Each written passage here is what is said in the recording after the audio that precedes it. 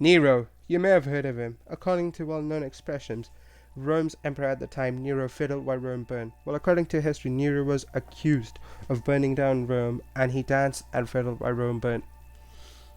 Whoa, what an atrocious person, huh? You may be thinking.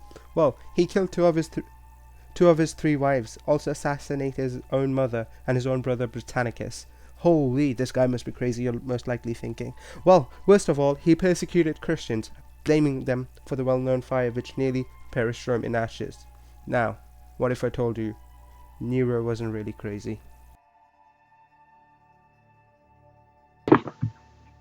Imperium Neron is a 3-hour-long movie TV based upon Nero and his life from when Nero was 2 years old till he suicided. The movie shows important sections in Nero's life such as when he became emperor, assassination of his mother, assassination of his wives, assassination of his brother, about his love story, burning of Rome, decline of empire, etc. etc. The movie was more of, okay, we get Nero did bad things, but was it really that bad? Let's forgive him, is what the movie mostly summed up to. Let us forgive him, as we hope to be forgiven. Most of the historical scenes in the movie were not accurate, as such how he assassinated his mother Agrippina. In history, Nero tried to drown her from sinking the ship she was in, but failed, and Agrippina swam ashore, and Nero ordered his guards to kill his mother, and she was stabbed by his guards. But in the movie, she was killed straight from the guards. Didn't show the scenes of her being drowned or anything. Honestly speaking, the movie leaned more to the entertainment side than history, and if someone really wants to learn about Nero, I recommend them to go watch a documentary on him.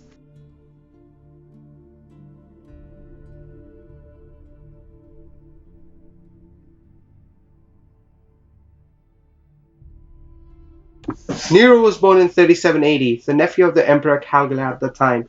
After his father's death, his mother, Agrippina, married her great-uncle, Claudius, and persuaded him to name Nero his successor. Nero took the throne at 17, rebuffed his mother's attempts to control him, and had her killed. He spent lavishly and behaved inappropriately. He began executing his opponents and Christians. In 68, he committed suicide when the empire revolted.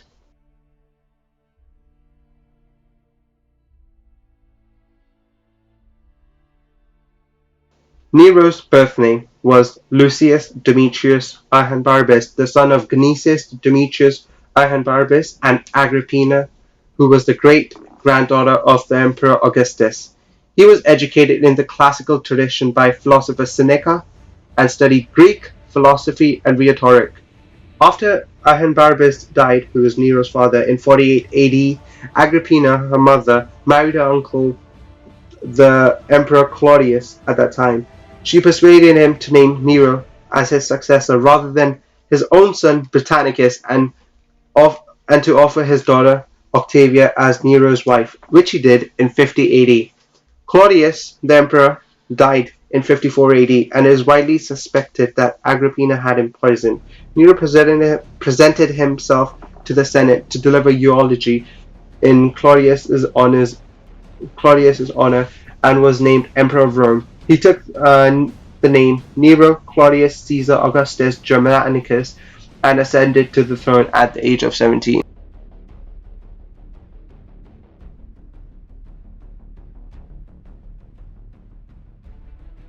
Most of us have probably heard the expression Nero fiddled while Rome burnt.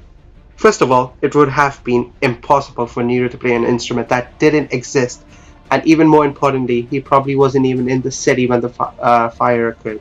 The ancient accounts all disagree about whether or not Nero even sang. For all we know, the theatre-loving emperor may have been attempting to mourn through song rather than speech. This theory makes more sense when we consider that upon his return, Nero organized a massive relief effort and enacted stringent buildings regulation to prevent another week-long fire from devastating Rome again. Nero commissioned numerous public works with the aim of restoring Rome. Even the historian Tacitus, a powerful foe of Nero, admits that the new Rome was an improvement over the previous one, proving that above all Nero was not really insane at all.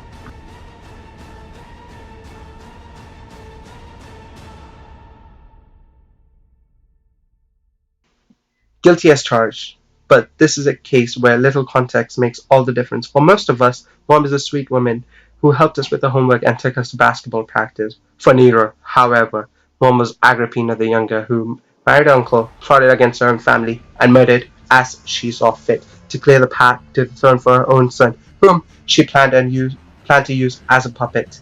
Nero ascended the throne at a rather impressionable age of 17, and Agrippina would have ruled through him if her influence hadn't been blunted by Nero's famous tutor Seneca. Thanks to the philosopher's influence, Nero's first years as emperor were marked by reason and sound judgment. But having lost her power, Agrippina grew bitter and plotted against her own son. In an effort to discredit Nero in the eyes of soldiers and common Romans, Agrippina claimed to have sexual relationship with Nero. Agrippina's meddling in both of Nero's personal affairs and those of empire reflected poorly on Nero, and it seemed that likely the Nero's rational advisor Seneca agreed, however, reluctantly that Agrippina must be removed. An attempt to pass the murder off as an accident failed, and eventually a centurion acting on Nero's calculated order ended Agrippina's life with a sword, yet again proving that Nero wasn't insane in making all the decision to kill his own mother, also proving Nero isn't insane at all.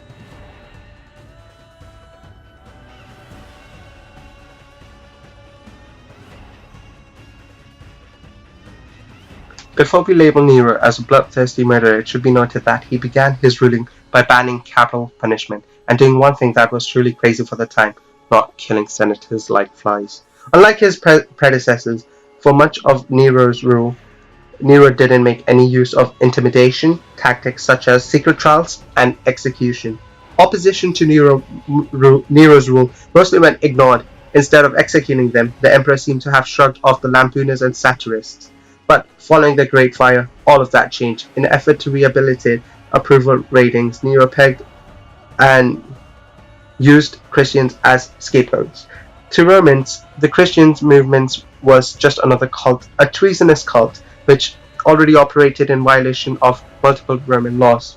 Romans were already suspicious of any religion other than those the state had approved and readily accepted the Christians as a threat to the state. The persecution that followed were cruel, but not without a wise decision and a lot of thinking, and they're most suggestive of canny political maneuvering than genuine insanity, yet again proving Nero was insane.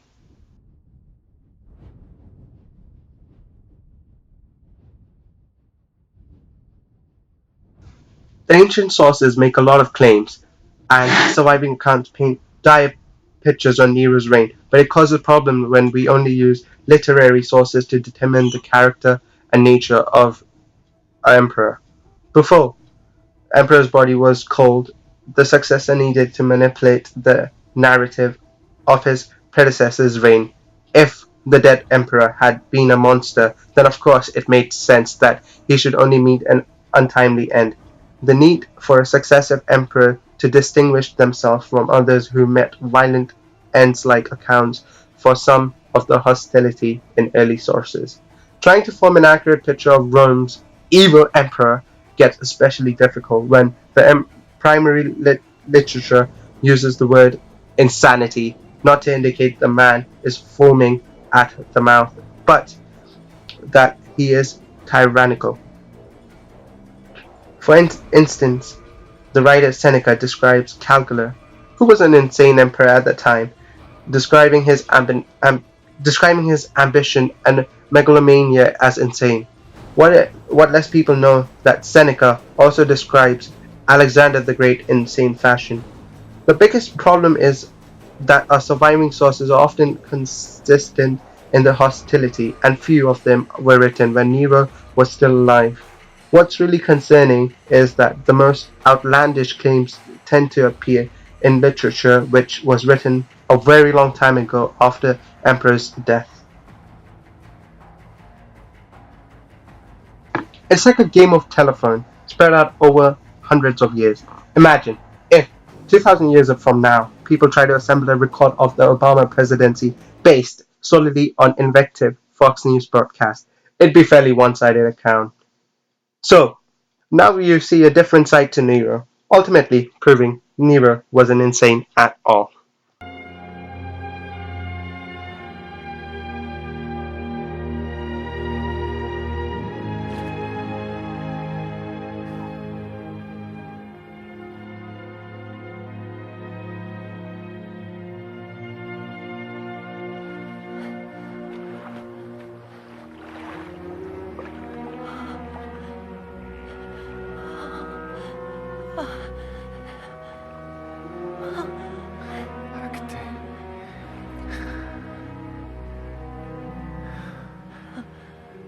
Forgive me.